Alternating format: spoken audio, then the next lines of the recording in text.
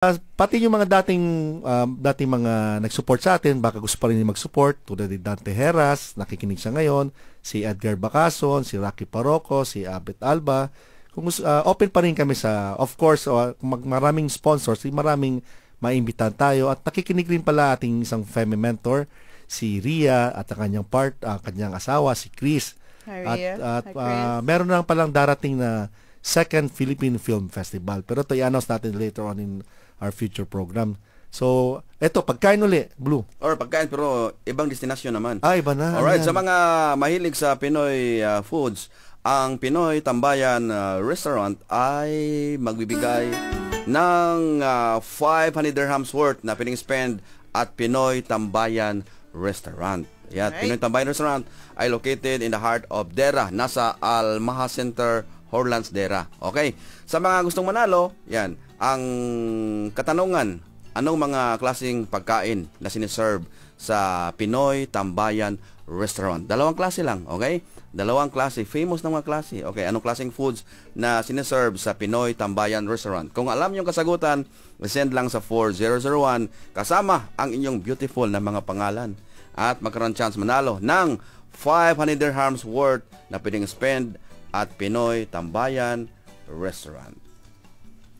Leader of the Year. Do you know an exceptional young accountant? Or are you part of a successful finance team? The Middle East Accountancy and Finance Excellence Awards, organized by ICAEW, will recognize and celebrate professional excellence. Nominate now at accountancyandfinanceawards.ae. Proudly sponsored by Emirates MBD. Ang sarap ng feeling nang may natutuwa sa'yo sa masayang pag-aasikaso at ngiting totoo. Ang sarap kapiling ng mas nagkaalala mula sa puso, Pagmamahal na totoo. Ang sarap kasama. Ang sarap ng pagsasama. sarap kapiling ng mas. Suzanne here from Dubai Today, bringing you the Mindful Minute, a dose of perspective to those daily dilemmas with cross-cultural psychologist Samineh Shaheen.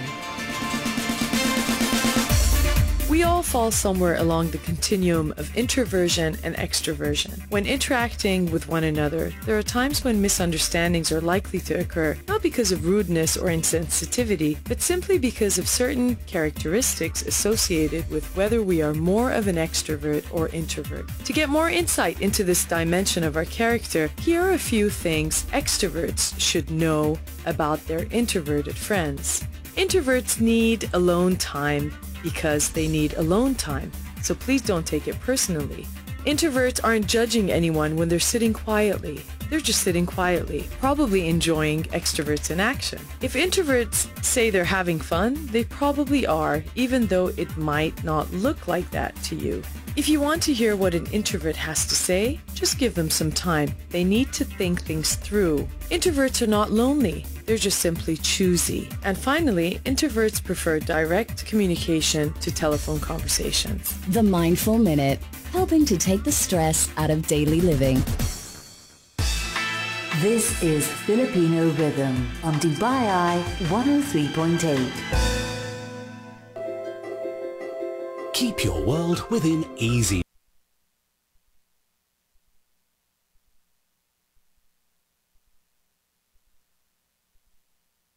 reach.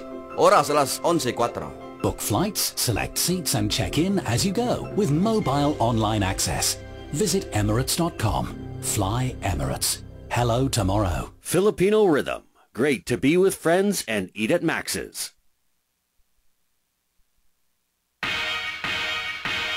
Pambihira ka Pinoy, walang ibang katulad mo. Pambihira ka Pinoy. Wadakay yakbulbuyan,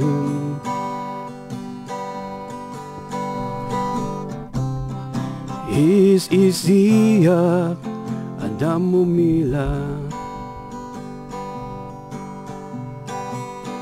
man kun kunwari adiglay den sika, adiglay den mamuam layat kun sika.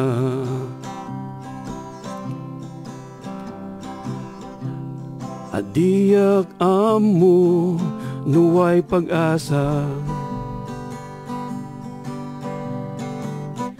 Kas pagarigan iyak ipudno, ngempandanaga san kapaya, yagapusan layat ku kalengleng kan saen.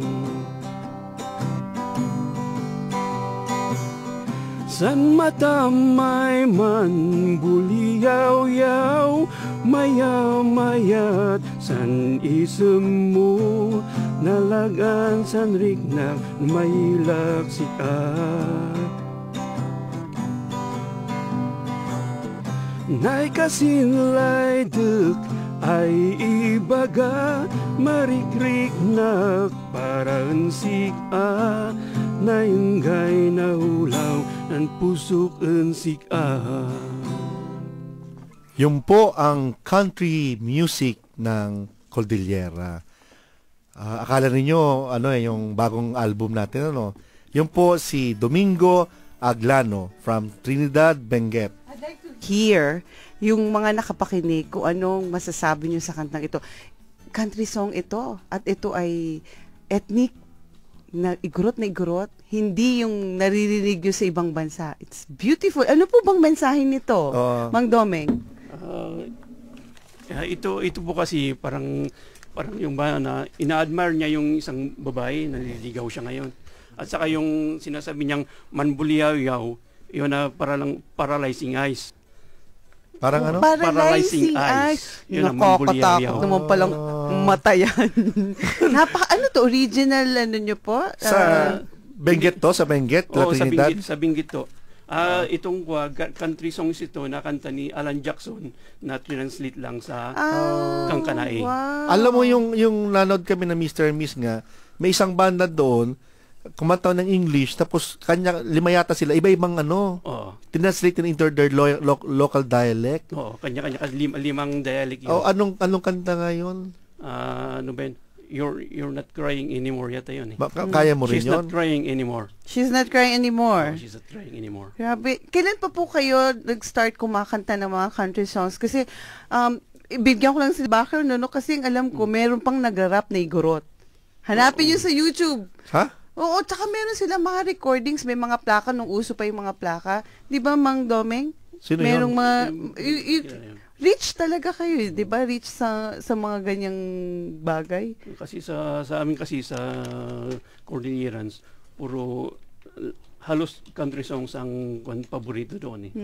Hindi naman kayo, habang kumakanta ng country songs, hindi naman kayo nakabakal, nakaboots, and leather jacket? Meron din nakabakal doon. Pumunta ka nga sa mga house doon, nakabakal sila, nakaboots.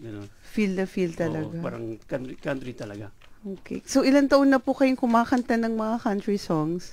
Actually, ako hindi naman ako kumakanta sa labas, sa bahay lang yan. Kinakantahan nyo lang si Ma'am Marlene? Totoo po yun. Pag nag-peaceful, peace treaty sila. Peace tayo kanta. Pero kung merong gustong imbitahan ng grupo nyo, they can just get in touch with us? Yeah, they can join. So, kami na manager ninyo, ha? Kami na Bluebird. Okay. So, meron ba kayong gustong tiin habang nariyan kayo ngayon? Gusto kong lang batiin yung mga Cordillera bands. Hindi sila nakapunta ngayon. Tapos ako naman ng... Kayong pinasubo. Napasubo nga ako. Kasi binabati ko na lang sila. Ayun. Okay. Maraming salamat, Domingo Aglano. Okay. Eto na, ating Mr. and Miss Cordillera. Talang bis na bila at may sas pa sila. Sayang din lang mapapanood silang sasayaw. Sasayaw kay mamaya, Sige. Unahin natin muna ang lady. Batang-bata siya, 22 years old, siyang nurse sa Bell Hall European Hospital, taga Bulanao, Tabuk City, Kalinga Province, si Miss Pia May correct mo lang kung mali pag-pronounce, Sugiyaw, tama ba? Sugiyaw. Okay, Pia, good evening. Good evening po. Sino gusto mong batiin, mga friends mo sa labas? Mga fans mo? Hello. Si Shinju? Sino nga? Shinju, Janet, Hayati, Monet, and BJ. Ayun, sige. Kumusta ka? Okay naman po. Oo. So, congratulations, nanalo kang Miss Cordillera. Anong pakiramdam? Glorious po. Very good. Ano nga umalis na kasi kami yung talent me. Ano yung talent show mo?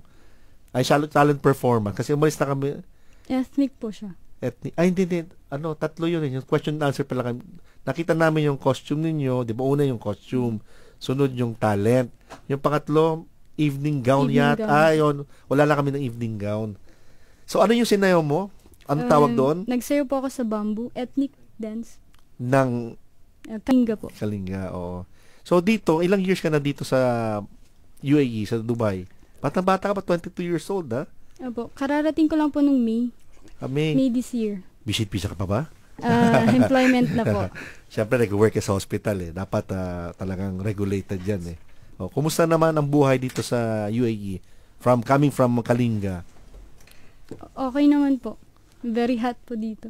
Pero warm po yung mga tao. Ang galing naman, hot and warm. Ayun, that's the spirit. At least patapos na yung summer, eh. So dumating ka for ilang months? May. Patapos na yung summer. At least mararamdaman mo yung lamig, kasing lamig ng Ifugao province, di ba? Hi, Pia.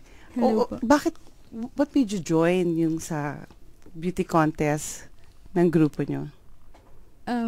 Para po sa fundraising. Okay. Para makatulong po sa ibang tao. I'd like to know more about that fundraising. I understand itong beneficiary kakaiba. Can you tell us more about this?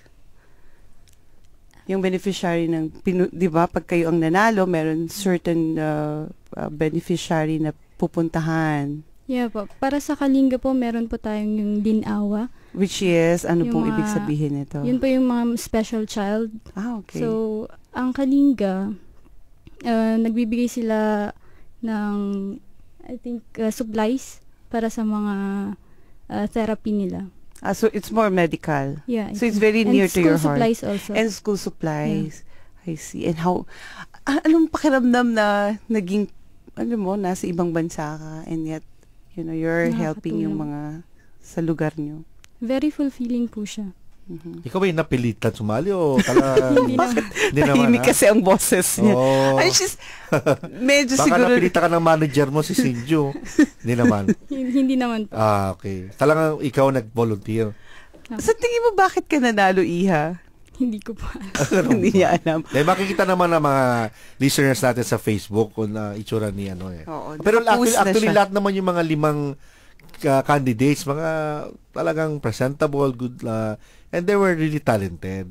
Tuwa kasi yung sayaw ninyo, may konting modern eh. Parang pinag-mix yung old music tapos yung modern. Kaya doon lang tuwa talaga eh. Ang galing eh. Sige, si Mr. Kanina pang gustong salita. Sige, si Mr. UAE, Mr. Cordillera UAE naman, siya po ay, wag natin sabihin edad, pero bata pa rin. Siya po ay working as a production assistant sa isang company, taga Lubo, Tanudan, Kalinga province. So pareho kayo Kalinga. Dapat pala Mr. and Miss, the same province, ganun ba yun? Opo. Okay, so si Mr. Lapid Lingbawan. Yes. Tama? So ano tawag sa'yo? Lapid mismo? Opo. Pero Oo. sa bahay po, tinatawag ako ng... Lito? Hindi.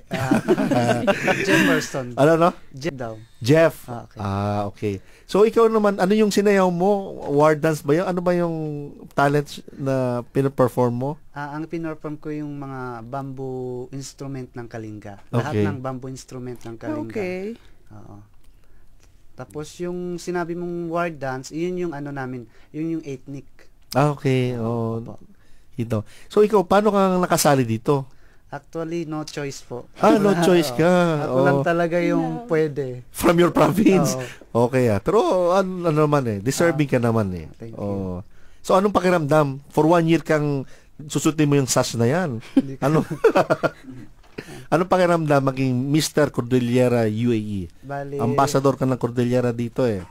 Bali, masaya po. Tapos, yun nga po, gusto naming tumulong sa mga special children. Galing, sa galing. namin.